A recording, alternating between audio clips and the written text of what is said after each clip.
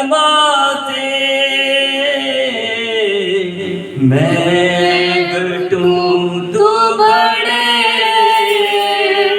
बस यही एक प्रार्थना है। सब कहेंगे मैं घटूं तो बड़े,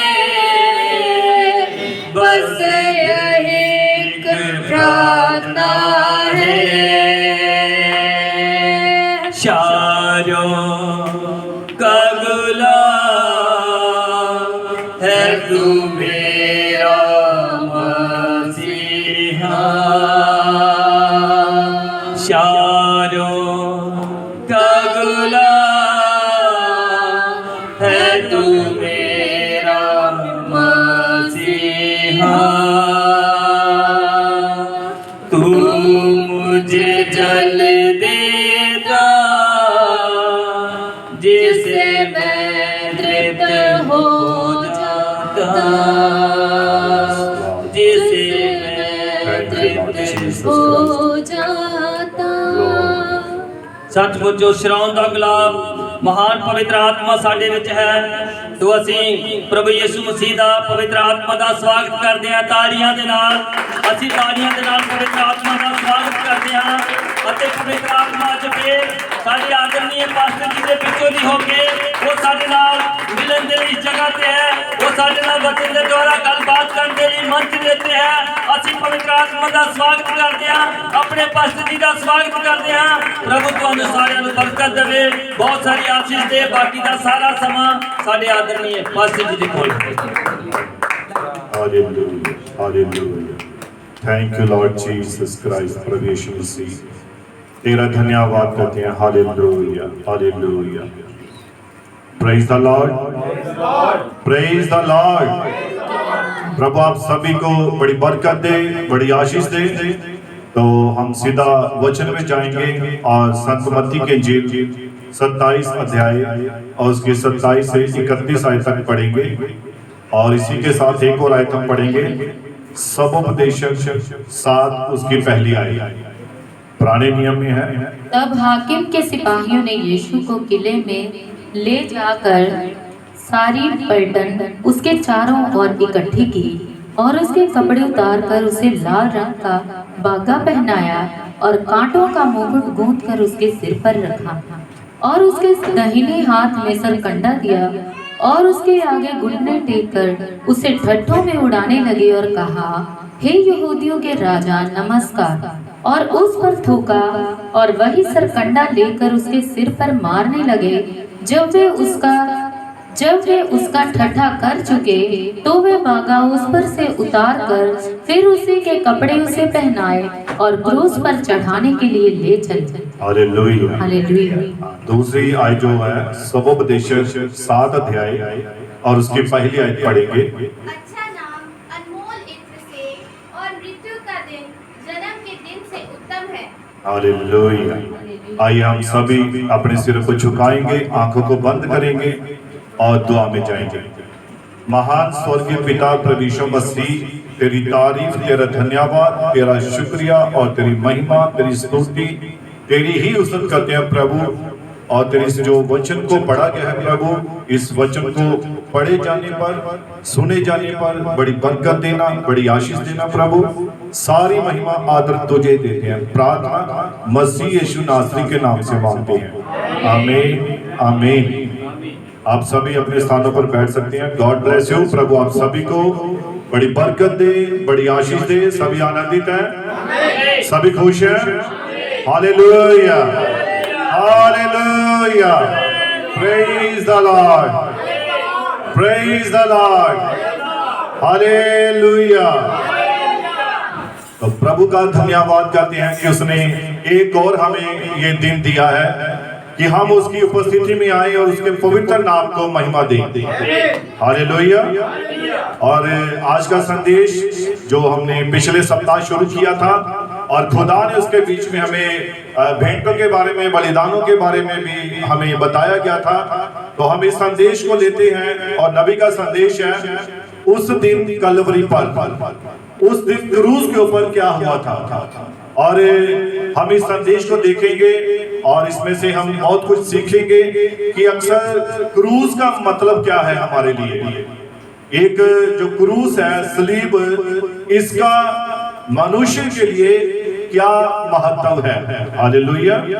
तो मैं इसके साथ एक और आयत जो हमने पढ़ी है, सबोपदेशक 7 उसकी पहली आयत है कि अच्छा नाम जो है वो बहुत ही महंगे इत्र से भी बढ़कर है। अच्छा नाम बढ़िया परफ्यूम से बढ़कर है। और कौन सा दिन? मृत्यु का दिन, जन्म के दिन से बेहतर है। हालेलुया।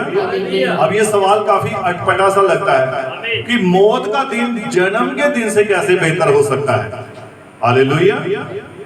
हम इस पर भी विचार करेंगे। थोड़ा सा मैं पहले आपको इसके बारे में रोशनी डालना चाहता हूं कि जो इस आयत को सबोपदेशक 7:1 कि जो इत्र के बारे में बताया गया है कि जो इत्र जो होता है, परफ्यूम जो होता है, और ये बड़ा ही सुगंधित, इसकी बहुत ही मनमोहक खुशबू होती है। और ये जब हम इसे सूंघते हैं तो हमें बड़ा अच्छा लगता है। हालेलुया।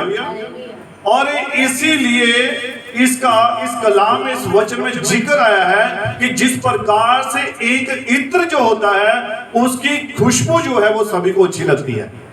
हालेलुया। और देखिए, परंतु वचन कहता है इस इत्र से भी बढ़कर क्या होना चाहिए? अच्छा नाम। आपका नाम अच्छा होना चाहिए। अब अच्छा नाम ये नहीं है कि आपने बड़ा बढ़िया नाम ढूंढ कर रख लिया, ये नाम की बात नहीं है।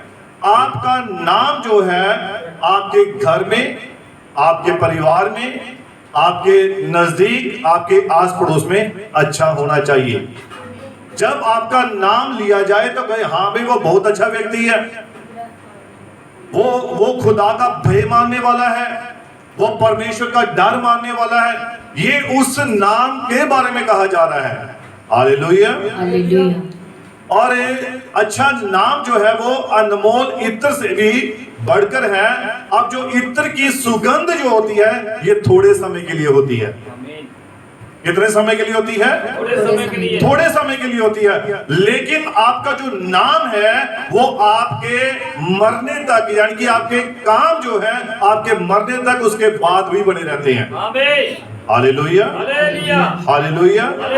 इसीलिए बहुत सारे लोग अपना नाम बनाने के लिए क्या करते हैं? बहुत बड़े बड़े अच्छे काम करते हैं, ऐसे काम करते हैं कि हमारे मरने के बाद भी हमारा नाम जो है वो बना रहे।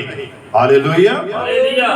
अब देखिए, हम देखते हैं कि एक व्यक्ति की जो अच्छी प्रतिष्ठा और ईमानदारी और अच्छे कर्म उस महंगे इत्र से कहीं बढ़कर मूल्यवान है। हालेलुया। एक व्यक्ति के, एक विश्वासी के जो काम है या उसकी जो प्रतिष्ठा है, उसकी जो इज्जत है, उसका जो कैरेक्टर है, वो उस इत्र से कई गुना बढ़कर है, हजारों लाखों गुना बढ़कर है। हालेलुया। और क्योंकि इत्र की जो मनमोहक खुशबू होती है ये कुछ समय के लिए होती है। आपने आज इत्र लगाया, कल परसों जब आपने कपड़े वॉश कर लिए, आपने नहा लिया तो उसकी खुशबू खत्म, 1-2 दिन के लिए, है ना। चाहे वो कितना मर्जी महंगा हो। जैसे बाइबल में भी एक जिक्र आया है, कौन से इत्र का नाम आया है बाइबल में? बताइए। जटामासी का, है ना, जो यीशु मसीह के ऊपर उस औरत ने ऊंट ढकेल दिया था। बड़ा ही वो महंगा इत्र था, वो बहुत ही महंगा। परंतु आप देखिए कि एक महंगा इत्र भी अपनी खुशबू 2-4 दिन 5 दिन तक दे सकता है, उसके बाद खत्म। हालेलुया। परंतु एक विश्वासी के जो काम है वो उसके मरने के बाद भी बने रहते हैं। हालेलुया। इसीलिए खुदा का कलाम कहता है कि अच्छा नाम महंगे मूल्य इत्र से भी बढ़कर है, और मौत का दिन जो है वो जन्म के दिन से उत्तम है। क्योंकि देखिए, आगे मैं आपको बताता हूं खुदा का कलाम, परंतु इंसान के काम उसके जाने के बाद भी याद रखे जाते हैं। मृत्यु का दिन क्या निर्धारित करता है, मौत का दिन क्या आपका स्पष्टीकरण देता है। हालेलुया। जब कोई बच्चा पैदा होता है तो उसका भविष्य अनिश्चित होता है। क्या मालूम होता है कि ये बड़ा होकर क्या करेगा या ये अपने जीवन में क्या करेगा? किसी को मालूम होता है? बताइए। किसी को भी मालूम नहीं है, अनिश्चित है उसका भविष्य। आप उसके आने वाले समय को नहीं बता सकते हैं कि ये जीवन में इस प्रकार के काम करेगा या ये व्यक्ति बनेगा। हालेलुया।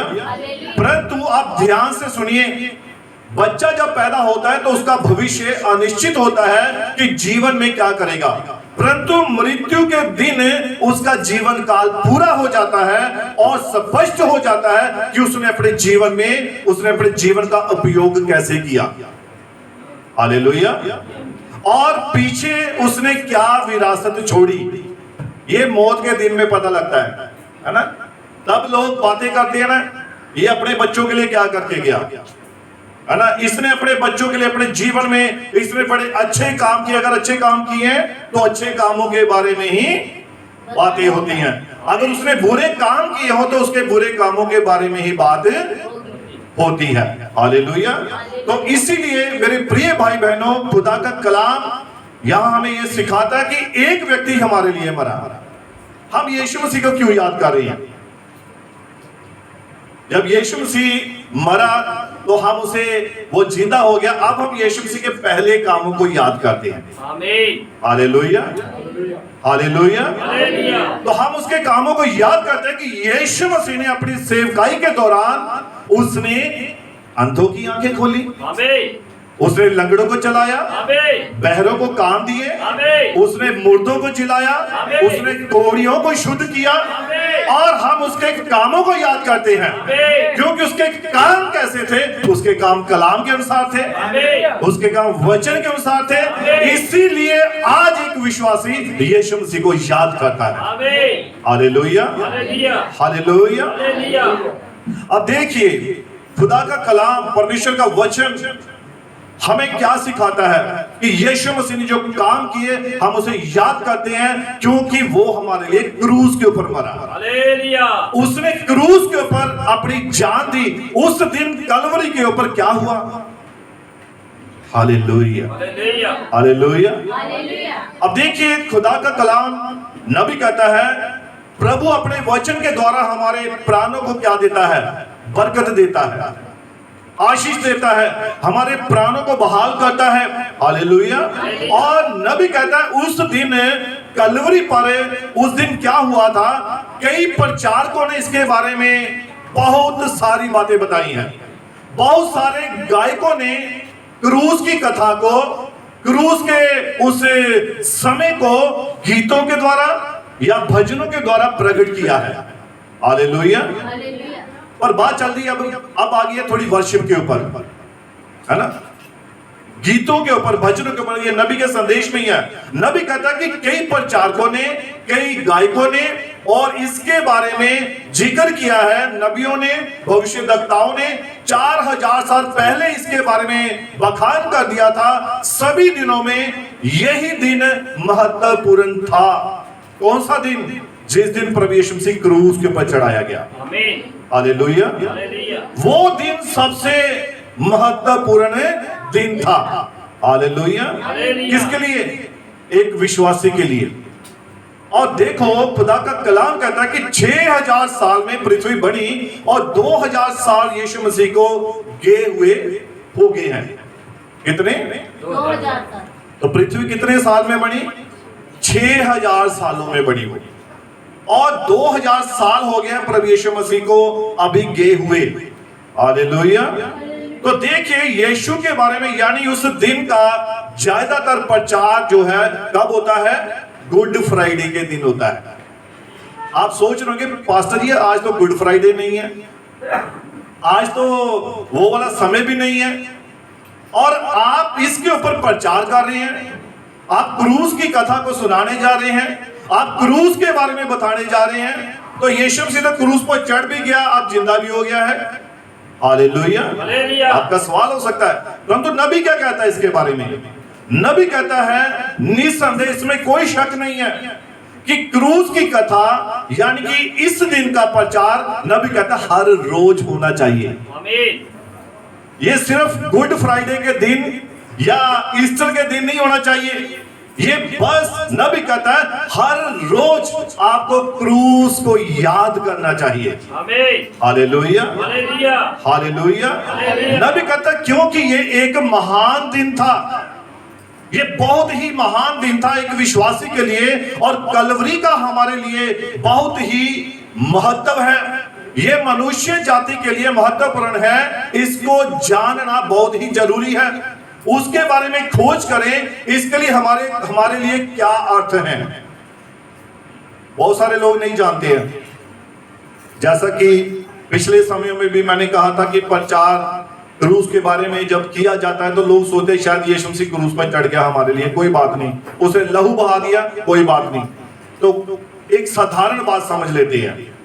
परंतु हमें क्रूस के अर्थ को समझना है, आखिर उस दिन हुआ क्या था। हालेलुया। तो नबी कहता है कई प्रचारकों और कई गायकों ने इसे अपने शब्दों में बयान किया है। और आप जानते हैं कि वर्शिप भी बहुत प्रकार की होती है। कितने प्रकार की? बहुत प्रकार की होती है वर्शिप भी। लेकिन अगर मैं आपको बताना चाहूं तो वर्शिप दो प्रकार की है, एक है आत्मिक तौर पर, एक होती है शारीरिक तौर पर। हालेलुया। अब बहुत सारे जो कवि होते हैं या गायक होते हैं, वो जब उस संदेश को यानी कि गीत को गाते हैं तो उनके पीछे उनका खुद का दर्द होता है। कितने समझे मेरी बात को? और आपने इसके बारे में आपको बहुत सारी गवाहियां भी मिली होंगी। बहुत सारे गीत जो गाए जाते हैं उनके पीछे जो एक गायक होता है वो अपने दर्द को, अपने जीवन को ही बयान कर रहा होता है। एक गीत गाते हैं हम, जिन्ना राह विच डुले, है ना, जिन्ना राह विच। अब ये गीत आप सुनेंगे ना आपको बड़ा अच्छा लगेगा। जिन्ना राह विच डुले साडे अथरू, आगे वो रास्ते गवाही देंगे, है ना। जहां हम रोए, है ना, क्यों रोए भाई? अब पहले कारण जानना है, क्यों रोए, क्या किया आपने, इसलिए हुए। तो जिस हमारे प्रिय भाई ने बड़े अच्छे वो गीत लिखते हैं, तो उन्होंने मुझे मालूम है और मैं बताना चाहता हूं कि उन्होंने बड़े अच्छे गीत लिखते हैं, काफी गीत लिखे हैं और काफी हम गाते हैं इस चर्च में भी, और भी बहुत सारे भाई लोग गाते हैं। और उस गीत के पीछे हर एक का अपना दर्द होता है, तो उनका भी एक दर्द था इस गीत के पीछे, अपना पर्सनल एक दर्द था, है ना। और एक और गीत उन्होंने गाया था सेवकाई के ऊपर, सेवा दे मैदान विच जे कदी वापस ना आया ते जंग। अब इसके पीछे भी कोई ना कोई प्रेरणा थी। हालेलुया। कितने समझे मेरी बात को? अब एक वर्शिप है, वो वर्शिप जो है, अब यहां पर आपने कई ऐसे मसीही गीत सुने होंगे जो उन लोगों ने गाए हैं जिन्होंने कभी मसीह को जाना भी नहीं है। सुने होंगे ऐसे गीत, बहुत सारे ऐसे व्यक्ति मिले होंगे आपको। लेकिन जब आप उस गीत को सुनते हैं और आप उसे वैसे ही ग्रहण कर लेते हैं, ऐसा ही होता है। जब आप उस गीत को सुनते हैं आप उसे वैसा ही ग्रहण कर लेते हैं। लेकिन हमारे युग के नबी ने कहा है हर एक गीत के पीछे एक स्पिरिट होता है। आमीन। हर एक गीत के पीछे क्या होता है? स्पिरिट होता है, एक स्पिरिट होता है। अब एक बॉलीवुड के हॉलीवुड हमारा जो मुंबई में है, अब वहां का एक गायक जो है वो उसने मसीही गीत गाए हैं। अब वो गीत हम चर्च में गाएं, है ना, उसको गाने के लिए दे दिया, आप गाइए इसे। अब वही व्यक्ति अब दूसरे भी गीत गा रहे हैं, है ना, चाहे वो उल्टे सीधे गीत है चाहे कैसे भी है, वो वाले भी गीत गा रहा है। अब इसके पीछे आप देखिए कौन सा स्पिरिट काम कर रहा है। हालेलुया। कितने समझे मेरी बात को? आप घर में गीत गाते हैं, गुनगुनाते हैं, ऐसे नहीं कि कोई भी गीत उठाकर गाना शुरू कर दिया, है ना। परंतु आप देखिए कि उसके पीछे एक स्पिरिट होता है और एक आत्मा पाया हुआ व्यक्ति उन गीतों का पीछे पहले देखता है भी ये कहां से आएगी। शारीरिक वर्शिप है, एक आत्मिक वर्शिप है। अब देखिए एक खुदा का सेवक था जिसका नाम था अर्नेस्ट मल। आप उसके गीत आज भी अगर सुनेंगे ना तो आप आत्मा में झूम उठेंगे। ऐसा ही होता है। ऐसा क्यों होता है बताइए। आत्मा में गाता था, आत्मा में लिखे हुए। उसने आत्मा की प्रेरणा से सारे गीत गाए हैं। उसका कोई भी गीत आप सुनेंगे लगभग हर गीत में उसने अपने रूह के साथ गाया है। आमीन। इसलिए जब वो गीत हम सुनते हैं तो हम आनंदित हो जाते हैं, हम खुश हो जाते हैं। जबूर सुने आपने? जबूर, आमीन, भजन संहिता। आप जब उसे सुनते हैं तो आप देखिए उन गीतों को जो दाऊद ने गाए, तो आप जब वो जबूर सुनते हैं आपके प्राणों को टच करते हैं। आमीन, हालेलुया। हालेलुया। इसी प्रकार से बहुत सारी ऐसी वर्शिप है जो कई बार अगर आत्मा के साथ हो रही है तो वो जरूर कलीसिया में आत्मा वो टच करेगा उन गीतों के द्वारा। आपके प्राण को टच करेगा, आपके अंदर आनंद आएगा, आपके अंदर खुशी आएगी। लेकिन अगर वही गीत अगर आप शारीरिक तौर पर गा रहे हैं कोई ऐसा नहीं होगा। और एक जो वर्शिपर जो होता है वो कलीसिया को तैयार करता है किसके लिए? वचन के लिए। है ना? वो यहां पर दिखाने के लिए गीत नहीं गाएगा, वो यहां पर अपनी आवाज को सुनाने के लिए गीत नहीं गाएगा। एक वर्शिपर क्या करता है? एक वर्शिपर आत्मा और सच्चाई के साथ गाता है और कलीसिया को झूमने पर मजबूर कर देता है। कितने समझे मेरी बात को? और फिर भी आप देखिए कलीसिया कब झूमती है, कब वो आनंद मनाती है, कब वो खुशी मनाती है? जब कलीसिया भी उस गीत को आत्मा के तौर पर सुन रही है, ग्रहण कर रही है, तो वो भी अपना आनंद में नाचना शुरू करती है। तो इसका मतलब अगर हम नाच नहीं रहे हैं या हम झूम नहीं रहे हैं तो इसका मतलब हम आत्मा में नहीं बैठे हुए हैं।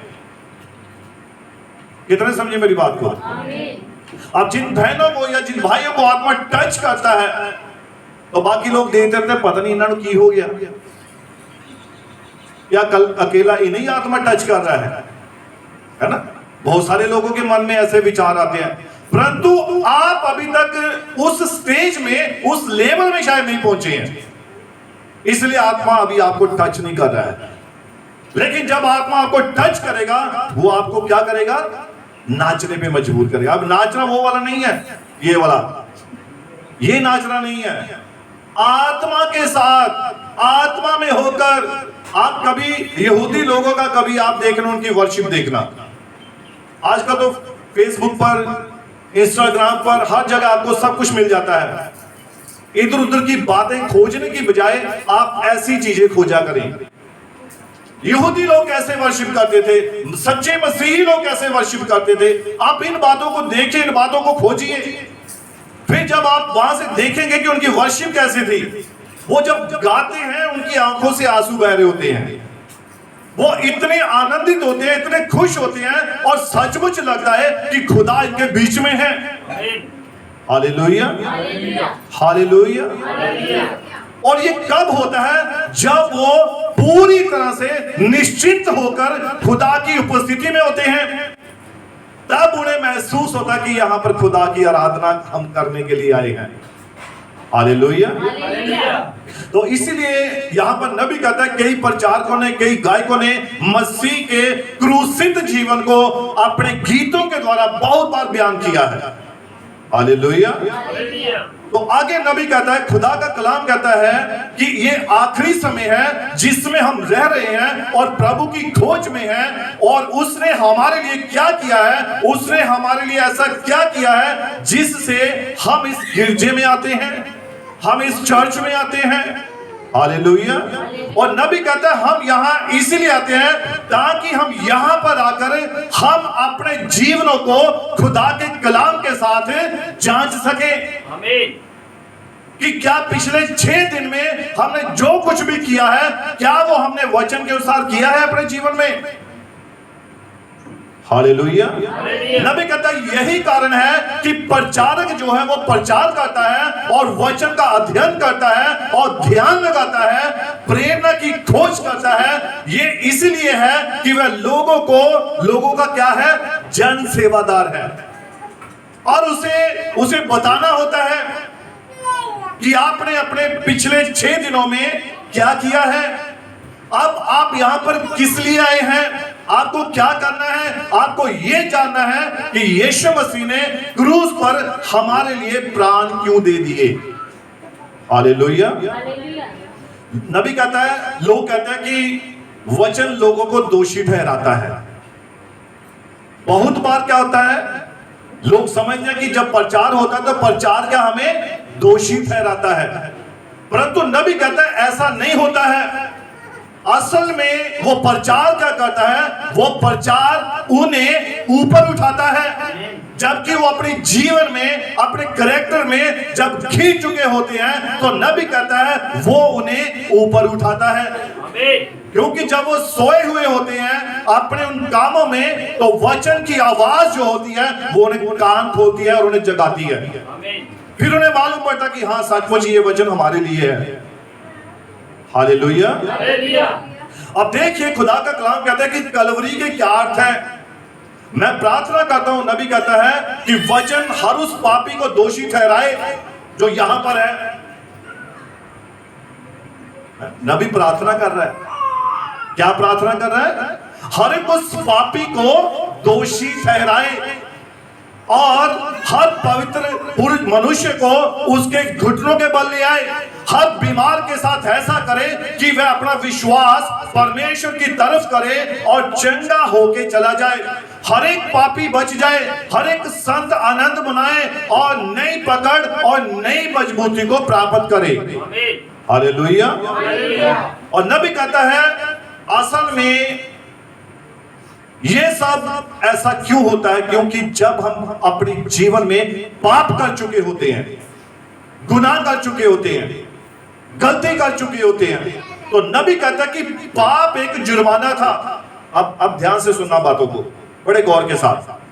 नबी कहता है कि पाप एक क्या था, पाप एक जुर्माना था जिसका मूल्य चुकाना होता था। क्या था, मूल्य चुकाना। पाप एक जुर्माना था। जैसे लाल बत्ती लगी होती है चौक में, तो लाल बत्ती अगर आप क्रॉस करते हैं तो आपको क्या देना पड़ता है, जुर्माना देना पड़ता है। क्यों, आपने लाल बत्ती को क्रॉस कर दिया, गलती कर दिया, आपने गुनाह किया। वैसे ही जब आप अपने जीवन में पाप करते हैं, गुनाह करते हैं, तो उसका भी एक जुर्माना है। अब वो जुर्माना पता क्या था, मौत। रोमियो 6:23 में लिखा है पाप की मजदूरी क्या है, मौत है। अब वो व्यक्ति मारे जाने के योग्य होता है अकॉर्डिंग टू बाइबल। हालेलुया। पाप एक जुर्माना था जिसको कोई चुका नहीं सकता था, और कलवरी ने हमेशा के लिए पाप का प्रश्न खत्म कर दिया। किसने, कलवरी ने, क्रूस ने। क्यों कर दिया, क्योंकि यीशु मसीह क्रूस के ऊपर मारा गया था। हालेलुया। मनुष्य पाप का दोषी पाया गया था, इसका मूल्य कोई मनुष्य नहीं चुका सकता था सिवाय परमेश्वर के। मान लीजिए ये पाप करता है ना, बात सुनिए, आगे जल्दी। कोई और भी भाई साहब में आए, कोई और आ जाए, जो ही आ जाए, कोई भी आ जाए। हाँ, अब ये है एक, मैं कहता हूं इसने कोई गुनाह किया है, इसने पाप किया है, इसने गलती की है, इसने गुनाह किया है। अब मैं आपसे सवाल करता हूं, अब जो गलती गुनाह की है उसकी सजा क्या है, मौत है, यानी कि फांसी पे चढ़ जाना। ये तो मैं समझाने के लिए बोल रहा हूं, कहां चढ़ जाना, फांसी पर। अब मैं आपसे सवाल करता हूं, क्या आप इसके गुनाह के लिए फांसी पर चढ़ने के लिए तैयार हैं? नहीं, है ना, कोई नहीं चढ़ेगा। मैं आपको पूछता हूं, मैं आप सभी से, क्या आप सभी में से कोई इस भाई के पापों को उठा सकता है? कोई इसके लिए अपना लहू बहाने के लिए तैयार है? कोई फांसी पर चढ़ने के लिए तैयार है? नहीं, क्योंकि पाप की सजा क्या है?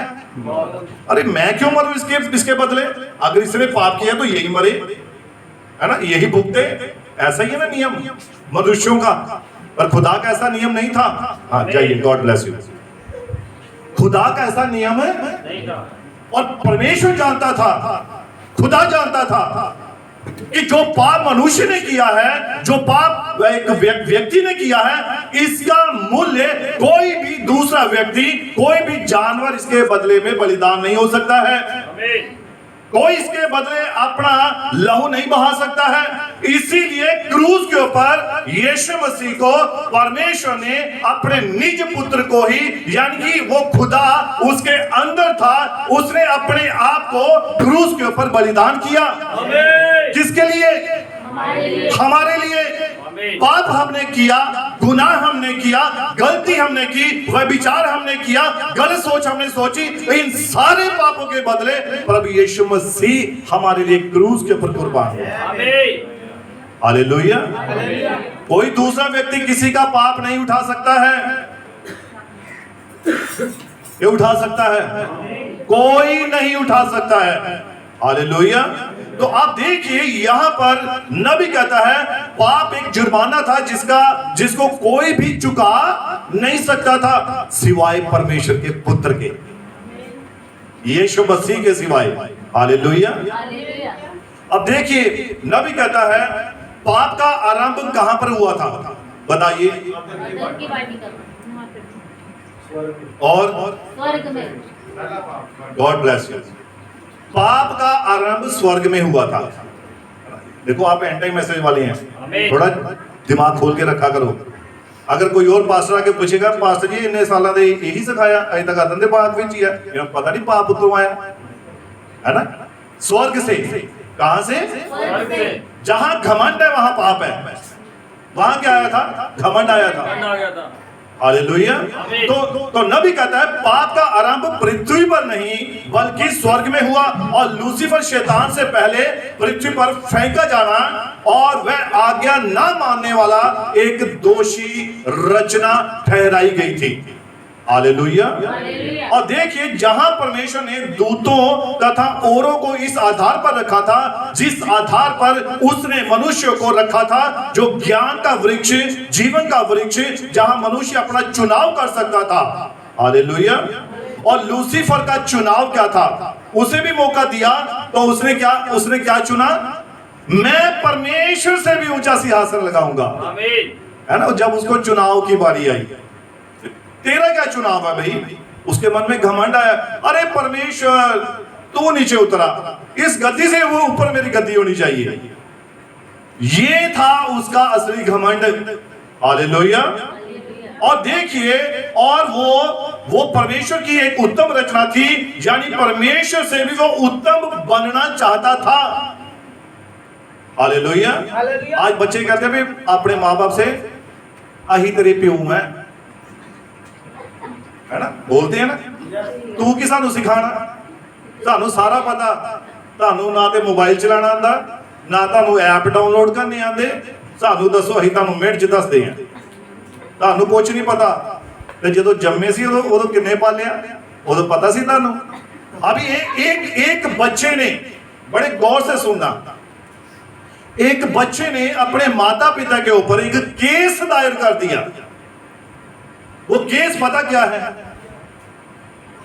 उसने अपने माता पिता के ऊपर यह केस दायर कर दिया कि आपने मुझे मेरी मर्जी के बगैर यहां इस धरती पे लाए हो, मैं तो आना नहीं चाहता था, और अब आप कहते हो कि तुम काम नहीं करते, तुम ये नहीं करते, तुम वो नहीं करते। उस बच्चे ने यह काम कर दिया, अपने ही माता पिता के ऊपर यह केस दायर कर दिया। तो क्या ये बात सही है? God bless you. ये वो निशानियां हैं जो ये बता रही हैं कि सचमुच अंत का समय बिल्कुल नजदीक है। हालेलुया। हालेलुया। बच्चे सवाल करने लगे हैं माता पिता से। तो ये वैसे ही ये कौन सा स्पिरिट है? वही वाला लूसीफर वाला। तुसी कौन होंदे हो? आप कौन है? मेरे मम्मी आप कौन है? मेरे पिता कौन है? ये वो स्पिरिट है। हालेलुया। क्योंकि वो चाहता कि मैं अपने स्वर्ग के पिता से भी ऊपर बैठूं। ये शैतान की इच्छा है, शैतान के मन में है। हालेलुया। तो आप देखिए यशायाह की पुस्तक 14-12 में यहां पर उसके बारे में लिखा हुआ। पढ़िए थोड़ा इसको जल्दी से। यशायाह की पुस्तक 14 अध्याय उसकी 12 और 15 तक पढ़ेंगे। हाँ, जल्दी से निकालेंगे। यशायाह की पुस्तक 14 अध्याय 12 आयत और 15 आयत। हे भोर की चमकने वाले तारे, हाँ, ध्यान से सुनिए, आप पढ़िए। हे भोर की चमकने वाले तारे, हे भोर के चमकने वाले तारे, तू कैसे आकाश से गिर पड़ा तू है। कैसे आकाश से घिर पड़ा है। तू जो जाति जाति को हरा देता था, और तू जो जाति जाति को हरा देता था, तू अब कैसे काट कर भूमि पर गिराया हाँ, गया है। पढ़िए आगे। तू मन में कहता तो था, तू मन में कहता तो था, मैं स्वर्ग पर चढ़ूंगा, मैं स्वर्ग पर चढ़ूंगा, मैं अपने सिंहासन को ईश्वर के तारागण से अधिक ऊंचा करूंगा। कहा? ईश्वर के भी तारागण से और अधिक ऊंचा करूंगा। यानी कि मैं परमेश्वर के सर के ऊपर जाकर बैठूंगा, उससे भी ऊपर जाकर बैठूंगा। ये है शैतान की इच्छा। Hallelujah, hallelujah, hallelujah. हालेलुया। तो आप सोचिए, शैतान यानी कि पाप कहां से शुरू हुआ? स्वर्ग से। धरती में नहीं हुआ पाप शुरू, स्वर्ग से नीचे आया है पाप। हालेलुया।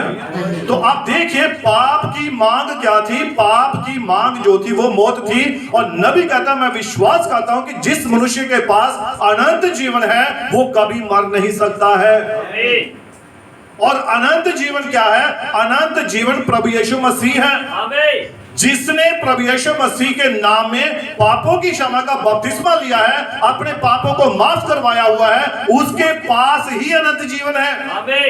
वरना फिर चाहे नबी कहता है, चाहे जगत में, संसार में, मैं किसी एक सेवक की बात नहीं कर रहा, किसी एक कलीसिया की बात नहीं कर रहा, मैं हर एक उस सेवक की, हर एक उस कलीसिया की बात कर रहा हूं जिन्होंने प्रभु यीशु मसीह के नाम में बैप्टिज्म नहीं लिया, अभी तक उनके पाप माफ नहीं हुए, चाहे वो कोई भी क्यों ना हो।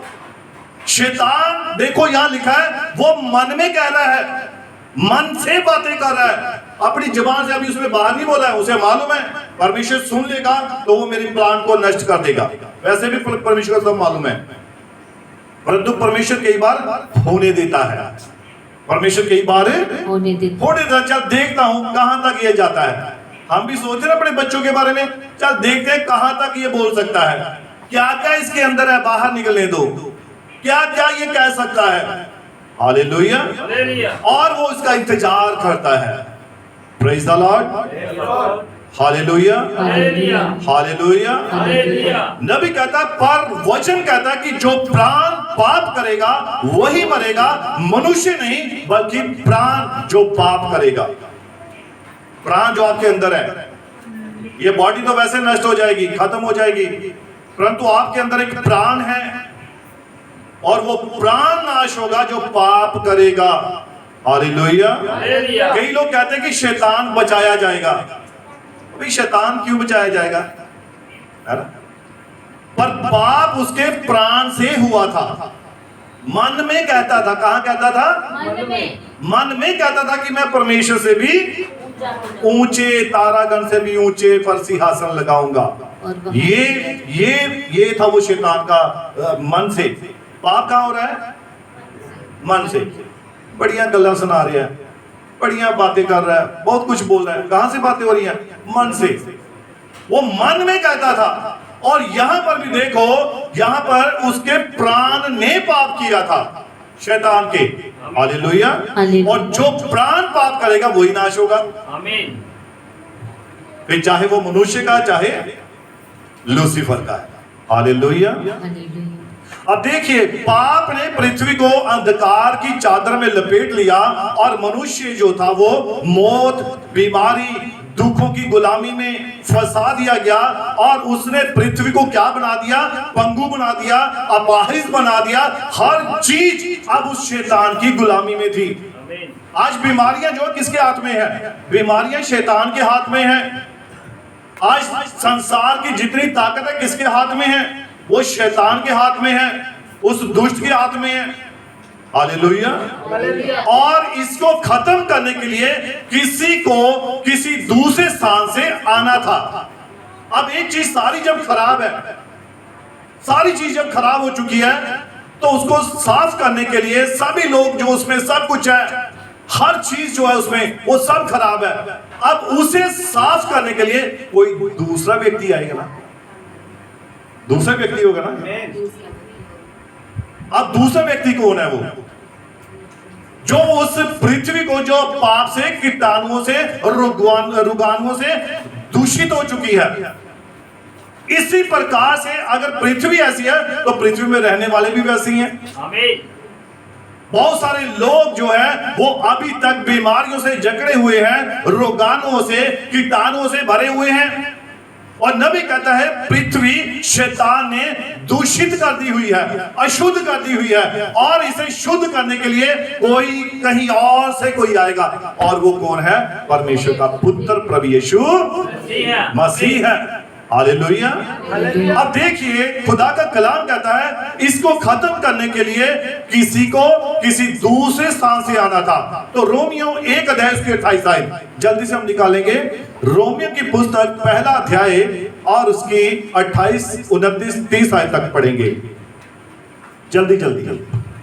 पौलुस की ओर से जो यीशु मसीह का दास है और प्रेरित होने के लिए बुलाया गया और परमेश्वर के उस सुसमाचार के लिए अलग किया गया है, जिसकी उसने पहले ही से रोमियो 1 अध्याय उसकी 28, 29, 30।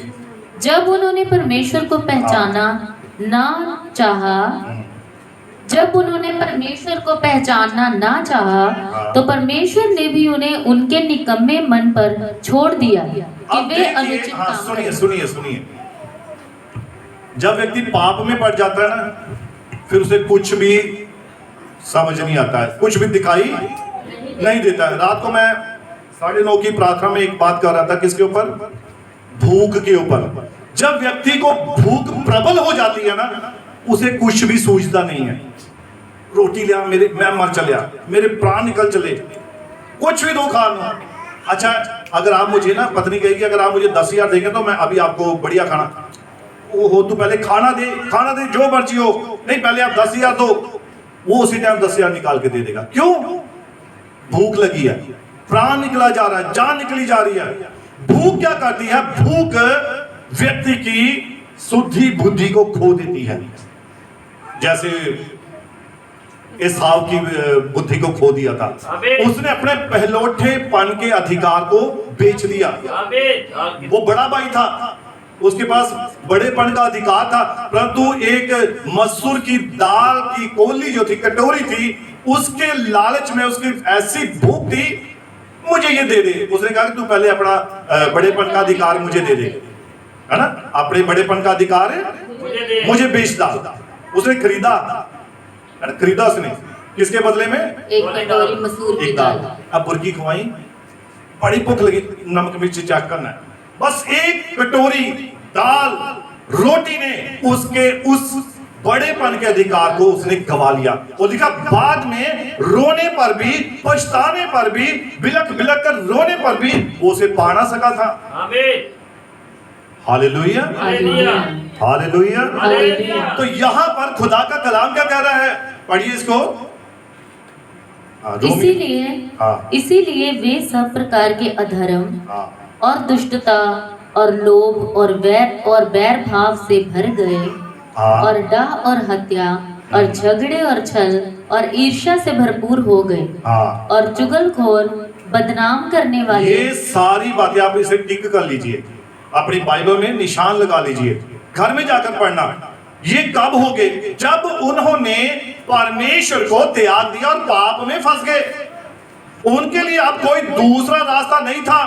उन्होंने उस मार्ग पर चलना ना चाहा जो मार्ग परमेश्वर ने उन्हें दिया था। Hallelujah, hallelujah, hallelujah, hallelujah. हाँ पढ़िए इसको, लास्ट आयत पढ़िए 30।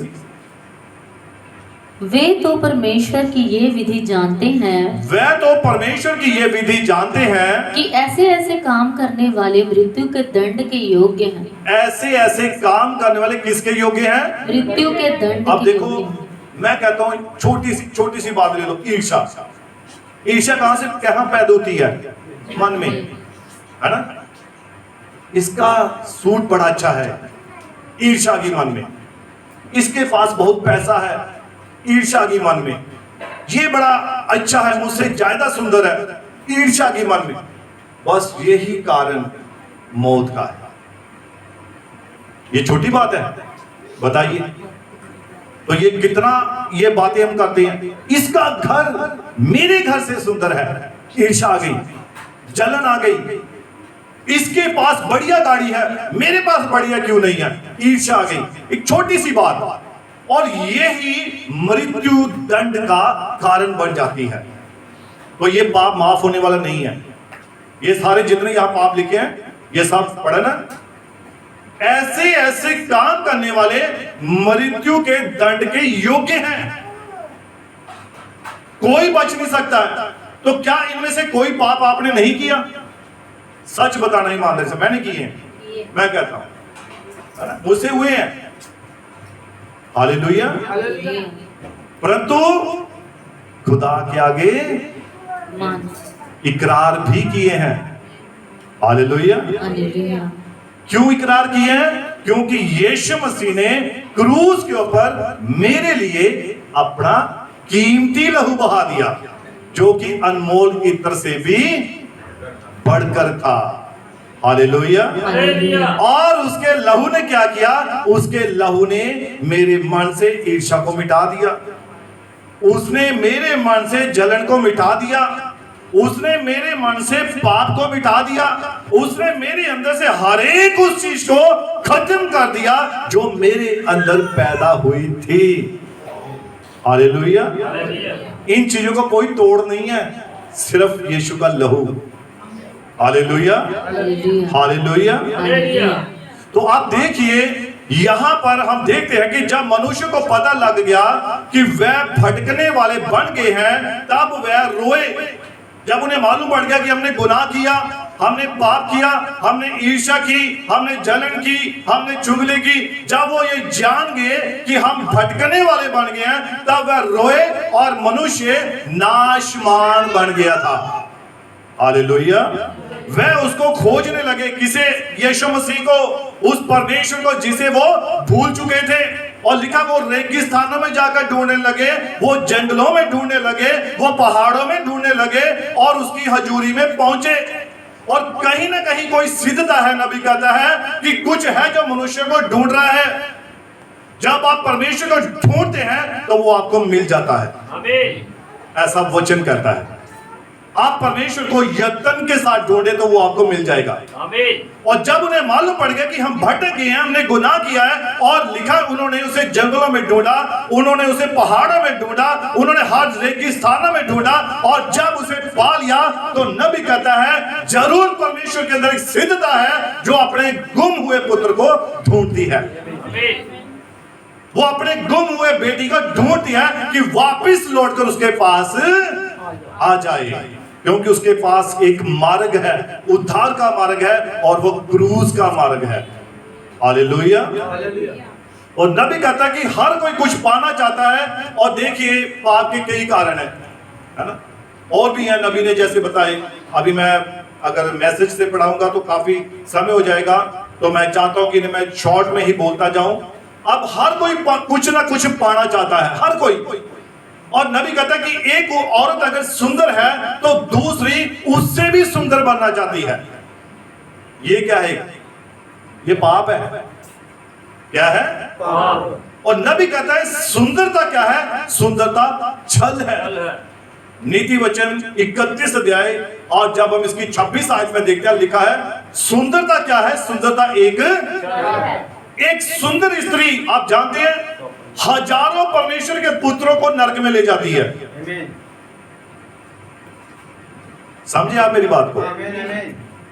एक बहुत बड़ी एक मशहूर लेडीज थी और अमेरिका की थी, वो नबी कहता है उसके बारे में बात करता है, और वो वर्ल्ड की सबसे सुंदर स्त्री थी।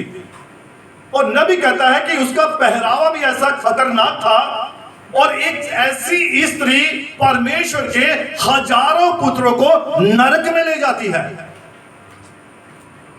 समझे? नबी कहता उतना एक शराब का ठेका इतने शराबियों को नरक में नहीं लेकर जाएगा जितना एक स्त्री लाखों व्यक्तियों को नरक में ले जाएगी। हालेलुया। कारण क्या है? जब उसकी सुंदरता को देखते हैं मन में वे विचार करते हैं, कुदृष्टि के साथ देखते हैं, और लिखा जिसने कुदृष्टि के साथ देखा उसने वह विचार कर लिया। आमीन। तो वह विचार जो है वो खुदा के सामने परमेश्वर की निगाह में सबसे घृणित काम है। आमीन। Hallelujah, hallelujah, hallelujah. कितने समझे मेरी बात को? आमीन। तो इसलिए नबी कहता है कि एक औरत जो सुंदर है तो दूसरी उससे भी सुंदर बनना चाहती है। तो परमेश्वर की जो बेटियां हैं उनकी सुंदरता क्या है? नबी कहता है उनकी सुंदरता उनकी आत्मिकता है। आमीन। उनका करैक्टर है, उनका जीवन है, उनका उठना, उनका बैठना, उनका चलना, उनका देखना, ये नबी कहता है उनका असली सुंदरता है। Hallelujah, hallelujah. और नबी कहता है अगर कोई, इसलिए देखो मसीह की दुल्हन जो है ना, मसीह की दुल्हन, एक प्रचारक ने कहा कि हार श्रृंगार के बारे में बात चल रही थी, तो वो कहते हैं कि यहेजकेल में उसने कहा कि उसने अपनी दुल्हन को गहने डलवाए, ये किया, वो किया, वो किया, उसके नथ भी डलवाई, कंगन भी डलवाए, तो उन आयतों को ले लिया। अगर उसके बाद की आयतें पढ़े ना उसके साथ ही आगे, तब परमेश्वर ने उन्हें दंड भी दिया है। आजकल देखिए बाइबल में अगर देखो, पौलुस ने कहा कि आपकी सुंदरता आपके गहने ना हो। कितने समझे मेरी बात को? और अब समय ऐसा चल रहा है, अब इसमें खुद गहने नहीं पहन रही है। मालूम है पता क्यों? जिसने कान में डाले होते हैं, तो जब वो जा रही होती है बाजार में शॉपिंग करने, तो मोटरसाइकिल पर दो नौजवान आते हैं, मुंह ढका हुआ होता है और ऐसे खींचते हैं, तो दोबारा बैठ जाती है। एक तो सोना गुम हुआ, दूसरा कान भी जख्मी करवाया, हाथ कंगन मोटे मोटे पहने हैं। दो नौजवान आए लोग मोटरसाइकिल पर, हाथ में क्या है? दातर है, छुरा है, तो गुट ही काट दिया, कलाई ही काट दी, लेके काट के। तो आप बहनें डालती हैं सोना? आप देखा आपने, सुना? मैंने बहुत सारी देखी अब इस तरह। आप नहीं डालती, क्यों? वचन पूरा आ रहा है। अरे वो तो चलो डर कर पूरा कर रही है, आपके पास वचन है, आपके पास खुदा का कलाम है। खुदा हर काम करना जानता है, जानता है ना? कितनी हम अखबारों में न्यूज सुनते हैं, हम टीवी में देखते हैं, हम अपने मोबाइल्स में देखते हैं कि कितनी औरतों को, बुजुर्ग औरतों को लूटा गया, उनके गहने लूट लिए गए, और वो बेचारी किसी का सिर फट गया, किसी की बाजू टूट गई, किसी का हो सकता जान भी चली गई। तो ये कैसे है ना? तो अगर हम वचन को नहीं मानेंगे तो खुदा को सब तरीके उसने ये लड़के तैयार कर दिए, जाओ भाई सोना इकट्ठा करो। और ये खुदा अपने लिए नहीं कर रहा है, शैतान की ओर से ये, क्योंकि मसीह की दुल्हन जो है वो उसके वचन की आज्ञाकारी में रहती है। हालेलुया। तो इसीलिए नबी कहता है हर कोई कुछ ना कुछ पाना चाहता है। एक औरत सुंदर है तो दूसरी उससे भी सुंदर दिखने के लिए कुछ करती है। पड़ोसी का घर सुंदर है तो वो उससे भी ज्यादा सुंदर बनाना चाहते हैं ताकि हमें संतुष्टि हो, पर हम इसको प्राप्त नहीं कर सकते हैं। हालेलुया। नबी कहता है परंतु एक दिन कलवरी का था, एक दिन वो नीचे आया जिसका नाम यीशु था और कलवरी को बनाया और वह पाप का मूल्य उतार दिया गया। उसने हर एक प्रश्न को खत्म कर दिया और पाप का प्रश्न जो था वो सदा के लिए खत्म कर दिया। किसने? प्रभु यीशु मसीह ने। अब उसने कैसे खत्म किया? पहला कुरिन्थियां 6:19 पढ़ेंगे, 19-20। पहला कुरिन्थियां 6 अध्याय उसकी 19 और 20 आयत को पढ़ेंगे जल्दी से। क्या तुम नहीं जानते क्या तुम नहीं जानते कि तुम्हारी देह पवित्र आत्मा का मंदिर है, कि तुम्हारी देह पवित्र आत्मा का मंदिर है जो तुम में बसा हुआ है, जो तुम में बसा हुआ है। पढ़िए। और तुम्हें परमेश्वर की ओर से मिला है, और तुम्हें परमेश्वर की ओर से मिला है, और तुम अपने नहीं हो। तुम अपने नहीं हो। पढ़िए। क्योंकि दाम देकर मोल लिए गए हो, क्योंकि दाम देकर मोल लिए गए हो, इसीलिए अपनी देह के द्वारा परमेश्वर की महिमा करो। अब देखिए आपका मूल्य उतारा गया है। कहाँ उतारा गया आपका मूल्य? कलवरी के ऊपर, क्रूज के ऊपर प्रभु यीशु मसीह ने आपका मूल्य उतार दिया। जो भाई पाप किया हुआ था, जो बहन पाप की हुई थी, उसके पाप के लिए कोई दूसरा तैयार नहीं हुआ। यीशु मसीह ने आपका मूल्य दिया, उसने सभी का मूल्य दिया। अब जो कोई प्रभु यीशु मसीह को अपना उद्धार करता स्वीकार करता है, उसका मूल्य चुकाया गया है। उसके लिए प्रभु यीशु मसीह ने क्रूज के ऊपर अपनी जान दी है, अपना लहू बहाया है। उसने यानी कि पाप का प्रश्न ही खत्म कर दिया। अब ऐसा नहीं है कि हमने उद्धार पा लिया, हमने मुक्ति पा ली और ठीक है भाई अब दोबारा पाप करें। ऐसा बिल्कुल भी भूल कर भी मत करना। हालेलुया। नबी कहता है इसने संसार को हिला के रख दिया, हमारा मूल्य उतार दिया गया था और शैतान को हमेशा के लिए घायल कर दिया। और घायल जानवर, नबी कहता है, पहले से भी खतरनाक होता है। तो अब जब उसको हमारे मूल्य चुका दिया गया है, हमें यीशु मसीह ने खरीद लिया है, तो आप जानते हैं जिसे वापस लिया वो जल्दी छोड़ता नहीं है, वो जल्दी छोड़ता नहीं है, खींच के रखता है, कुछ ना कुछ पकड़ के रखता है, इसीलिए कि वो वापिस उसे ले आए, परंतु उसका तो मूल्य चुकाया जा चुका है। हालेलुया। अब देखिए नबी कहता है, और क्योंकि यीशु मसीह ने जगत में उजियाला कर दिया था और सबसे बड़ा मूल्य उतारा जो कोई नहीं उतार सकता था, और शैतान की रीढ़ की हड्डी को तोड़ दिया।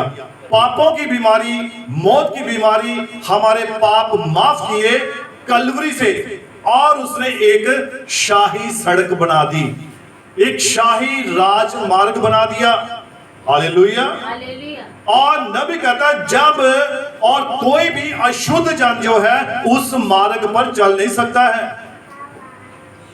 अब बहुतों ने प्रभु यीशु मसीह के नाम में पापों की क्षमा का बपतिस्मा लिया है, परंतु अभी भी उनके जीवन में क्या हो रहा है? अभी भी उनके जीवन में वो बातें, पिछली बातें पीछे से खींचती हैं। हालेलुया। और कोई भी अशुद्ध जन उस पर नहीं चल सकता, क्योंकि पहला उस चश्मे के बीच में होके आना पड़ता है, फिर ही उस सड़क पर आपको आना पड़ता है, उस शाही राह पर। वो चश्मा कौन सा? लहू का चश्मा। जब आप लहू के चश्मे से नहा कर आते हैं, यानी कि बपतिस्मा लेते हैं, शुद्ध हो जाते हैं, फिर आप उस शाही मार्ग पर चलना शुरू करते हैं। हालेलुया। कलवरी का अर्थ क्या है? लहू वाले चश्मे में से निकलकर आना, और कलवरी पर हमारे पापों का मूल्य चुका दिया। हमारा विश्वास क्या मांगता है? नबी कहता है विजयी जीवन जीने के लिए हमें वो अपना आत्मा देता है। Praise the Lord. हम छुड़ाए जा चुके हैं, और नबी कहता है यहां पर कुछ गड़बड़ है इस धरती पर। जब तक हम इस धरती पर हैं, कुछ ना कुछ गड़बड़ है। अब अब्राहम के बारे में देखिए, नबी कहता है कि अब्राहम जानता था कि इस जगत में कुछ गड़बड़ है, यहाँ भूचाल आते हैं, यहाँ पर तूफान आते हैं, यहाँ पर लड़ाइयाँ होती हैं, यहाँ पर भेड़िया मेमने को खाता है, शेर बैल को, और ये ठीक नहीं लगता। बाप बेटे की हत्या करता है, भाई भाई को मारता है, पहाड़ बदलते हैं, वृक्ष सूख जाते हैं, बीमारी है, कष्ट है। वह उस नगर की खोज में था जिसको परमेश्वर ने बनाया था। बोलता इस धरती पर ये सारी प्रॉब्लम्स हैं, ये सारी गड़बड़ है, परंतु मैं तो उस नगर की खोज में हूं जिसे इस मनुष्य ने नहीं बनाया, बल्कि परमेश्वर अपने वचन के द्वारा बनाया है। वहां पर कोई बीमारी नहीं होगी।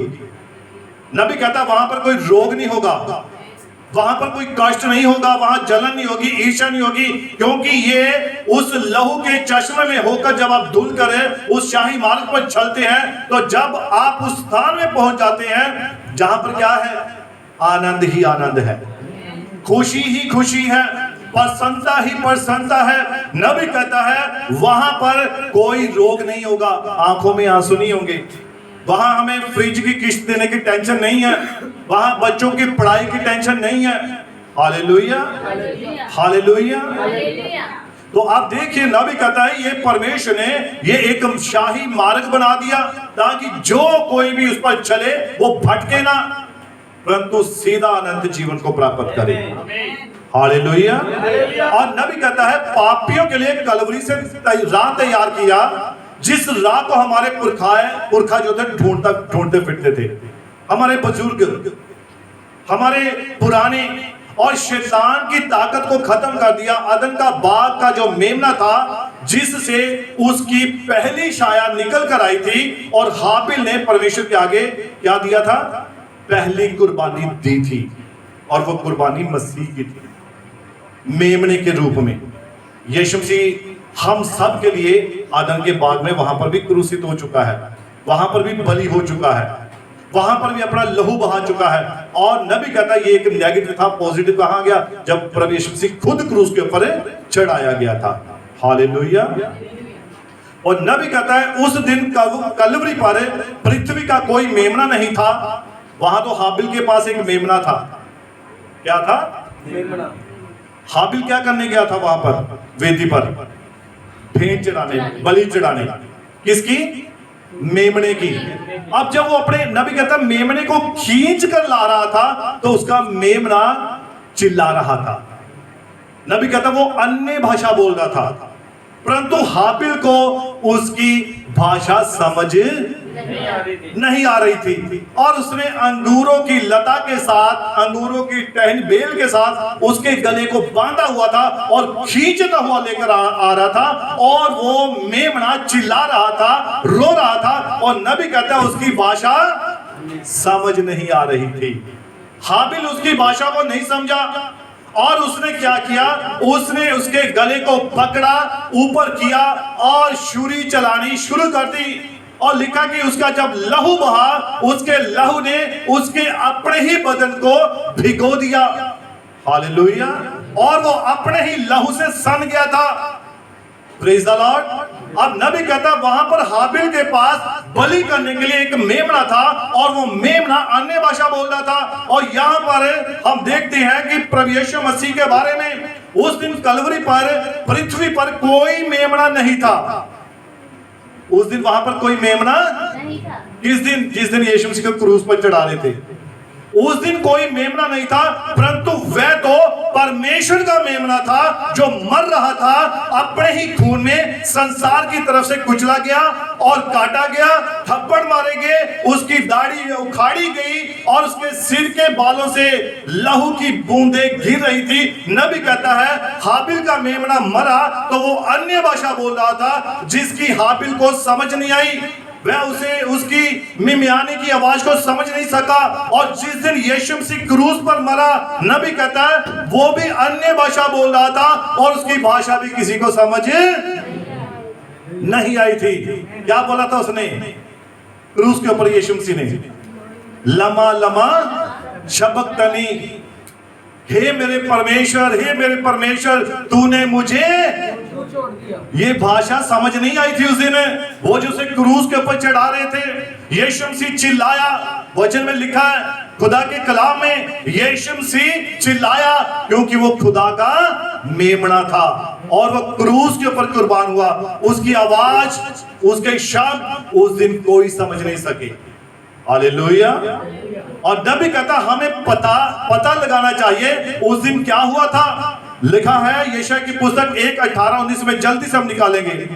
यशायाह की पुस्तक पहला अध्याय 18 और उसकी 19 आयत। उस दिन क्या हुआ था क्रूस के ऊपर, जब प्रभु यीशु मसीह का लहू क्रूस के ऊपर बहा दिया गया। और नबी यहाँ पर एक छोटी सी चिड़िया की कहानी भी बता रहा है। नबी कहता है कि रॉबिन चिड़िया जिसकी छाती पूरी तरह से लाल थी, परंतु नबी कहता है पहली उसके छाती जो थी वो लाल नहीं थी, परंतु जब उस चिड़िया ने देखा जिसका नाम रॉबिन चिड़िया थी, नबी कहता है जब यीशु मसीह को क्रूस पर चढ़ाया और वो अपनी चोंच के द्वारा, छोटी चोंच के द्वारा वो इतने लंबे लंबे कीलों को निकालने की कोशिश कर रही थी। Hallelujah, hallelujah. और लिखा कि जब वो अपनी छोटी चोंच के द्वारा उन लंबे लंबे कीलों को निकालने की कोशिश कर रही थी, इस कोशिश में उसकी सारी छाती यीशु के लहू से सन गई थी, लाल हो गई थी। हालेलुया। तो इसलिए उसकी छाती आज तक लाल है।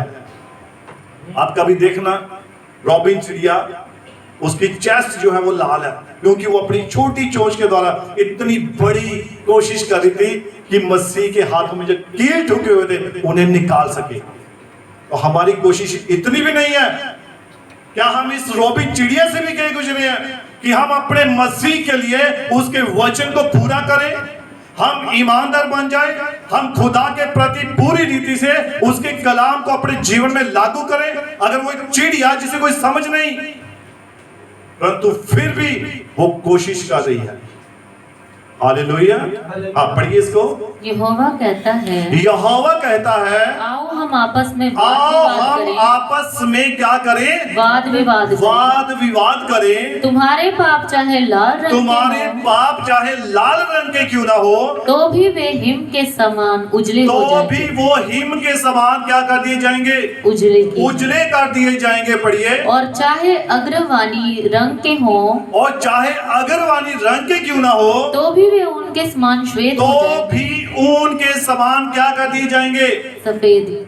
श्वेत कर दिए जाएंगे, सफेद कर दिए जाएंगे। चाहे आपके पाप कैसे भी क्यों ना हो, यीशु मसीह ने क्रूस के ऊपर मूल्य चुकाया।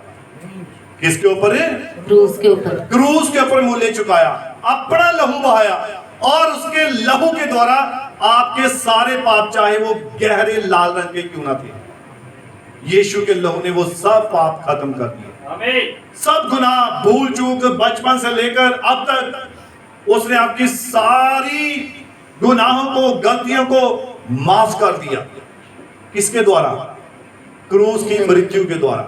नबी कहता है, खुदा का कलाम कहता है, बहुत सारे लोग क्रूस की मृत्यु को मूर्खता समझते हैं, क्रूस की कथा को मूर्खता समझते हैं, परंतु नबी कहता है उनके लिए मूर्खता ही है, परंतु हमारे लिए क्या है? हमारे लिए परमेश्वर की सामर्थ्य है। यीशु का लहू हमारे ऊपर है। जैसे रॉबिन चिड़िया उस लहू को अपनी छाती पर लिए घूमती है और उसके ऊपर कष्ट नहीं आता, मैं विश्वास करता हूं। ऐसा लिखा नहीं है, परंतु मैं विश्वास करता हूं। हालेलुया। तो अगर यीशु मसीह का लहू उस चिड़िया को इतना उत्तेजित कर सकता है, आपको क्यों नहीं कर सकता है? आप क्रूस की मृत्यु को सोचिए, उसके पीछे के उस सारे समय को याद कीजिए। हालेलुया। यीशु मसीह कोड़ों की मार से नहीं मरा। किससे? इतने कोड़े लगे, क्या यीशु मसीह मरा? नहीं मरा था। यीशु मसीह के सर पे कांटों का ताज पहनाया गया, तब भी नहीं मरा।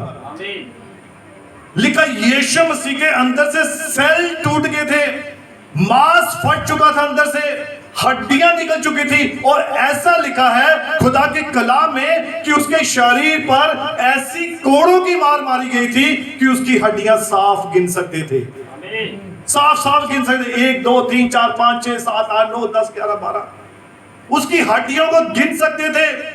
हालेलुया। यीशु मसीह तब भी नहीं मरा। यीशु मसीह, नबी कहता है क्यों मरा, कैसे मरा?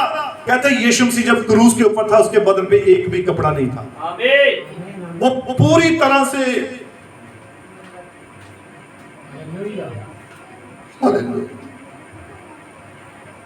प्रभु मेरी शर्मिंदगी के कारण मरा। Hallelujah. Praise the Lord, praise the Lord, praise the Lord. उसने हमारी शर्मिंदगी उठा ली, उसके बदन पे एक भी कपड़ा नहीं था। अगर आज हम किसी को यहां लेकर आए तो उसकी क्या कंडीशन होगी? तो हमारे प्रभु ने अपनी जान क्रूस पे दी, किसके लिए? उसने हमारे पापों को उठा लिया, हमारे गुनाहों को उठा लिया। कोई भी उसके, कितनी शर्मिंदगी की मौत थी उसकी कि यीशु मसीह इस कारण से मरा, और ये हमारे लिए एक रास्ता था। नबी कहता है आज हमें उसकी क्रूस की मृत्यु को इसलिए याद करना है।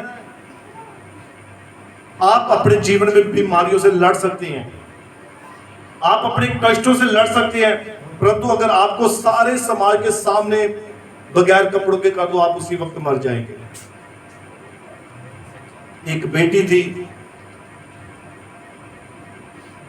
और उसके साथ कुछ व्यक्तियों ने गलत किया और उसे बिल्कुल बाजार में ऐसे ही ले आए और वो बेचारी ने छत से कूदकर जान दे दी। क्यों? कोई भी अपनी इस प्रकार से शर्मिंदगी की मौत झेल नहीं सकता है, और प्रभु ने हमारे लिए उसको झेला। Hallelujah, hallelujah, hallelujah. तो आप देखिए मेरे प्रिय भाई बहनों, उस क्रूस की मृत्यु को कभी आप ध्यान से सोचिए, इसे आप कोई छोटी बात मत समझिए। ये क्रूस की मृत्यु बड़ी ही भयंकर दर्दनाक शर्मिंदगी की मृत्यु है। Hallelujah, hallelujah. और नबी कहता है अनंत जीवन क्या है? उसने हमारे सारे पापों को माफ करके हमें अनंत जीवन दिया। क्रूस के ऊपर उसने अपनी जान दे दी। हालेलुया। और वह अपने लिए जिंदा नहीं रहा, नबी कहता, बल्कि दूसरों के लिए गिरजे जाना, भले कार्य करना। नबी कहता ये अच्छी बात है। जब आप अपना जीवन अपने लिए गुजारते हैं, ये अनंत जीवन नहीं है। अनंत जीवन वो है जब हम मसीह के लिए अपना जीवन गुजारते हैं। हालेलुया। तो मेरे प्रिय भाई बहनों, एक शाही राजमार्ग है जिस पर कोई भी अशुद्ध जन नहीं चल सकता है। हालेलुया। और वो राजमार्ग ऐसा मार्ग है, लिखा है अगर जो कोई इस पर चलेगा वो कभी भटकेगा नहीं, वो हमेशा क्रूस के रास्ते पर जाएगा जहां से हमारा उद्धार है, हमारी मुक्ति है। Hallelujah, hallelujah. तो प्रिय भाई बहनों, आप उस वचन को ग्रहण करें जो हमारे समय का जो संदेश है। हमें परमेश्वर के कलाम के साथ, उसके वचन के साथ एक होना है ताकि हम उस क्रूस की मृत्यु को समझ सके। यीशु मसीह ने अपना लहू ही बहा दिया। कोई किसी के लिए ना मरता है ना जीता है, सिर्फ यीशु मसीह था जो हमारे लिए मरा भी और जिया भी। उसने हमारे लिए अपना क्रूस पर लहू बहाया, तो उसके लहू बहाने से ही आज हमारे पाप क्षमा हुए हैं।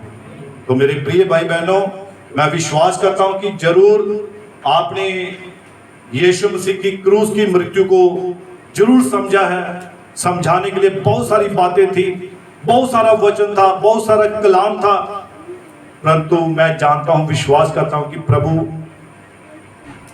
जब आपसे हृदय से बात करता है तो वो आपको सारी बातों की समझ दे देता है। तो गॉड ब्लेस यू। प्रभु आप सभी को बहुत सारी बरकत दे, बहुत सारी आशीष दे। आप सभी को मेरी ओर से जय मसीह की। आप सभी को प्रभु बड़ी बरकत दे। बाकी समय भाई के पास है। God bless you.